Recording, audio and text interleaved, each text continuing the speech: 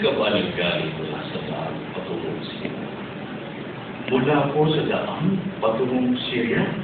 Panginoon ko, bakit naman po ako magagaling doon? Kanino galing ang suot mo, Gehazi? Ang galing galing? Ito po. Hindi ba nabanggit ko sa inyo na kailangan kong dalawin pamilya mo sa open? Alam ko kong gumawa ng bagong kasuotan ito. Huwag ka lang magsinungaling, Gehazi. Akala mo ba ito, di ko alam na palihim kang nakipagkita kay Naaman. Alam ko rin umuwi ka sa iyong bahay sa open upang iwan doon ang samsam na kinuha mo mula kay Naaman para sa sarili mong kapakanan. Panginoon ko, unawain din naman ako. Plano mo na bang gamitin ang mga regalong yun sa pagtataguyod at pagsamba kay Jehovah? Hindi naman talaga para sa akin yun. Panginoon ko, sa iyo, maraming taon na akong naglilingkod sa iyo at kay Jehovah. Nasa anong iyong pananampalataya at pagtitiwala kay Jehovah? Walang ba si Jehovah para hindi kanya mapansin at ang lahat ng taon ng iyong paglilingkod sa Kanya? Nakataling ba ang kanyang mga kamay kaya hindi kanya mataas kung talagang ano ko ba ito? Bakit kailangan mo itaas ang iyong sarili? Si Jehovah ay mataas, kaya may nakikita niya ang pagkakulang. Ngunit ang matayo ay kilala lamang niya sa malayo. Ngunit Panginoon ko, ang Syriano ang pumilit sa akin. Ang ginawa mo ay mas masahol pa sa pagkuha ng pilak at kinakasuotan. Ginamit mo ang pangalan ko para din gamitin na Naaman. Nagsinungaling ka sa akin.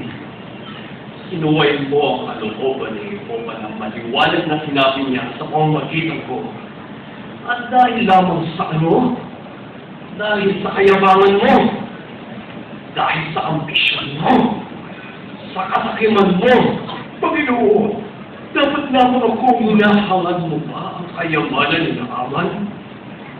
Gusto mo ba ang kanyang magandang kasuotan?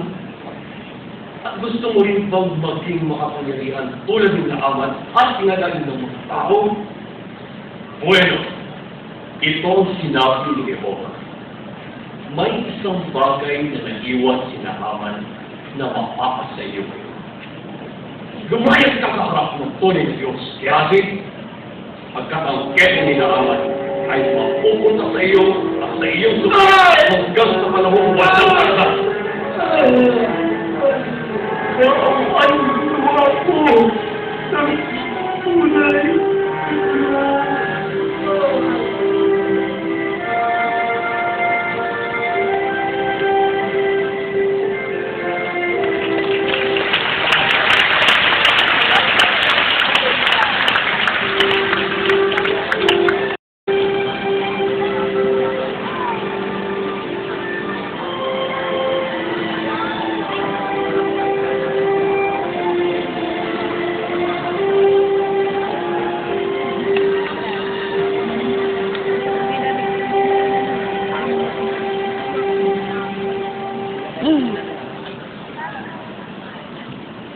Mabuting tao noon si Gehazi.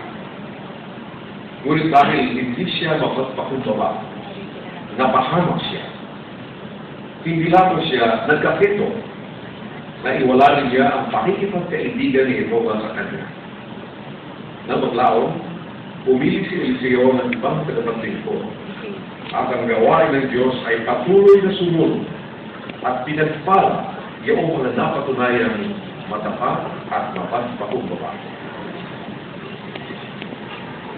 Ang ingay yun? Ingay yun ang pulutong. Kuya Mesa, nalagay ko si Propeta Eliseo. Dumating na si Propeta Eliseo. Oo, Adriel, kapatid ko. Si Propeta Eliseo nga. Siya ang may suot at opisyal na kasuotan ng propeta. At tingnan mo, nakapalibot sa kanyang tao bayan.